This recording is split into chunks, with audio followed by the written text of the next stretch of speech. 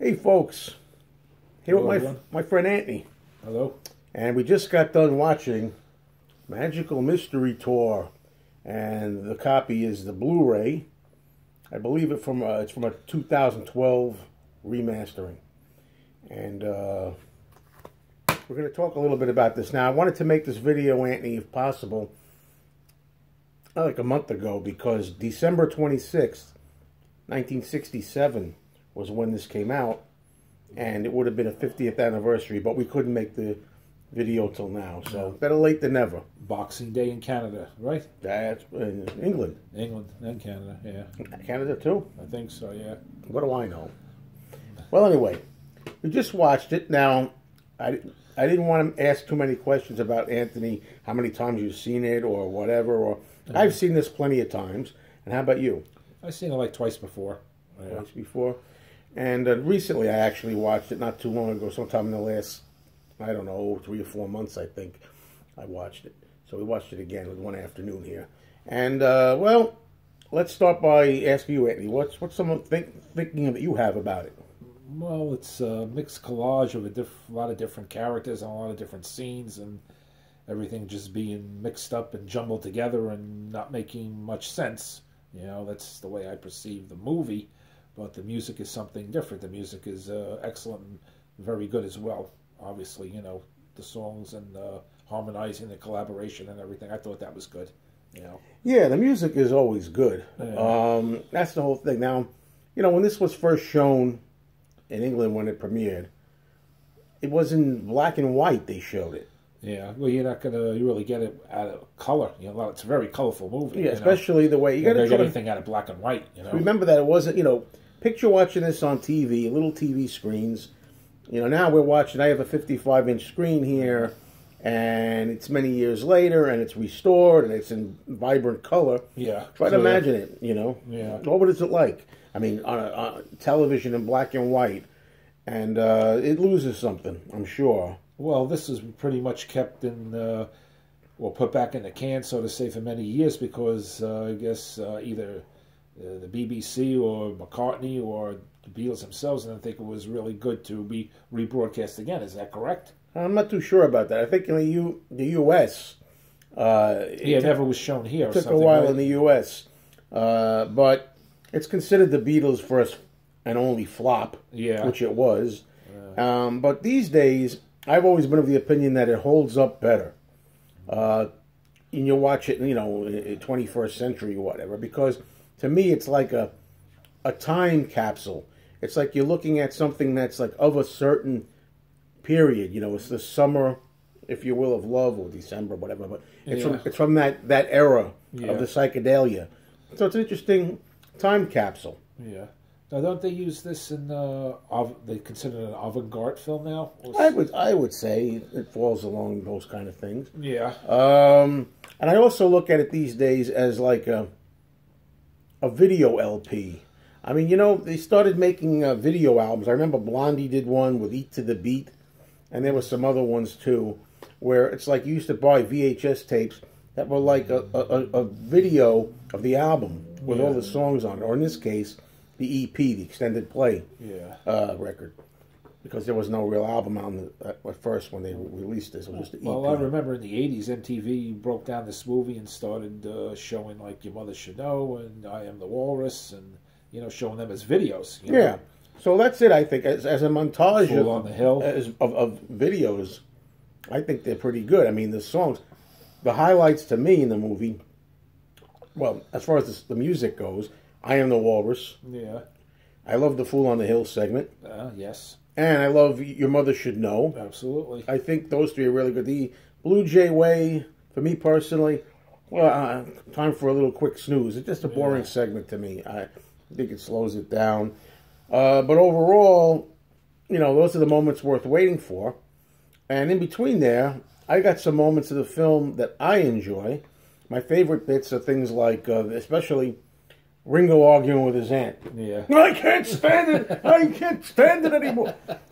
You know, I love that. And there's some outtakes when he's going even crazier that we haven't watched yet. But Well, like John Lennon shoveling the spaghetti onto Ringo's aunt's plate. Yeah, the spaghetti. That's the dream sequence, right? Yeah. That John Lennon wrote, and the story is that originally, I think Paul, who's really spearheaded this idea, he said in the anthology, "I don't know if I want to take the blame for it." Well, you got the blame, buddy. Yeah. And no, it was his brainchild, right? Yeah. He supposedly had like a circle, like a pizza pie, and there were segments like the segment here, a segment there. And he went to John and said, "You got to fill in this bit part of the pie." Yeah. And he said, "John, so what the hell?" So he came up with the dream with Aunt Jessie's and spaghetti and everything. That's a fun part. I'm trying to think. Other than that, those segments. I also like the striptease part. I think that's pretty funny. Yeah. The Bonzo dog, the Doodah band, whatnot. And singing Death Cab for Cutie, which I think is funny. With John and George in the audience. Yeah, just like John's like, I love that stuff. So, but, Antony, my feeling is, I'm not going to say this is a great film. It's not. I'm not even going to say it's a good film. I remember somebody saying it doesn't work. And supposedly John Lennon said, didn't work as what? And what I mean is, if it's supposed to be a silly, goofy, nonsensical, drug-induced magical mystery trip, that's what it is. Yeah. I don't mean to get so emotional. In that segment, it worked. I mean, that's what it's supposed to be. But there's a lot of boring segments in there, too, right? I mean, but, I looked at the time just to make sure. I think it was about 52 and a half minutes. Yeah. Not even a full hour. So, I mean, once every year or two, I can pull this thing out and spend 50 minutes with the Beatles, And let me think what else. I love Victor Spinetti, but in general. But in this movie, all he does is yell as an army sergeant. I mean, it's worth a look for the songs, and that's my opinion, because, there really is no storyline. It's just mishmash, Yeah, for the color and the songs, Well, that's what I say. The Lennon quote again. It doesn't work as a movie with a plot, but does it work as a magical mystery tour? I mean, as a crazy thing.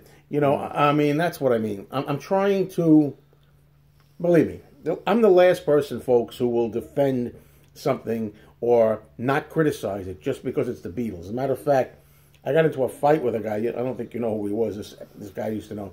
Because I was bashing the movie. This is about, I want to say, 15 years ago, something like that. And he's like, well, what are you bashing the movie for? Because I'm not afraid to criticize it. Yeah. This is the only Beatles misfire. It's the only Beatles misfire insofar as how it came out and how it was received. Yeah. So I'm not going to deny that. But I just personally think these days I can enjoy it for kind of what it is rather than what it isn't. If you know what I mean. I'm a lot more lenient to it these days and a lot more forgiving of it. I'd rather have it than not. Yeah. I won't watch it every day, though. No. So I think any other thoughts we might have. Any other thoughts of this? Somebody once told me, he saw this film, and he says at the time this is the Beatles, the biggest band in the world at the time, which they were. And he says, "What's this shit?" Well, yeah. I mean, there's no doubt about it. I mean, I was only 5 years old at the time this thing came out. I didn't know that, but I could imagine being a Beatles fan and seeing this on premiere in England. And I'm sure a lot of people out there did.